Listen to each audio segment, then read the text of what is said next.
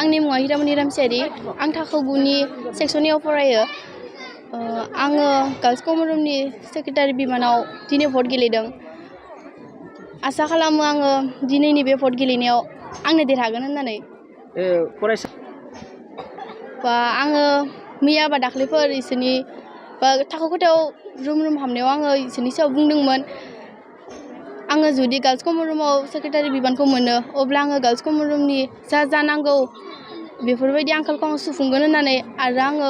बयस कमन रुमबो होगोन होननानै जिएसनि सिगाङाव बुंनानै होगोन होननानै आङो बिसोरनि सायाव बुंदोंमोन आरोना बहाबाफोर सावरायदों नामा लोगो हमनानैलाय सावरायनाय जायाखै बा क्लासरुमाव जि बुंनाय बेखिनियानो दा फरायसाफोरा सानो देरहायोबा गार्लस कमन रुमाव आङो माइरं बेफोरबायदि हासिब बेफोरबायदि मुवाफोर डिस्टार्ब जानानै थानायफोरखौ आङो बेलेग रुमाव माने बेलेग रुमाव दोननो थाखाय आङो जिएसजों रायलायगोन बेखौ सानो आरोना आरो आङो जायगाफोरखौ साफा सुफा लाखिगोन बेमा दों बेफोरबायदि धुला बाला जेबो जानो होआ बेखौ सानो आरोना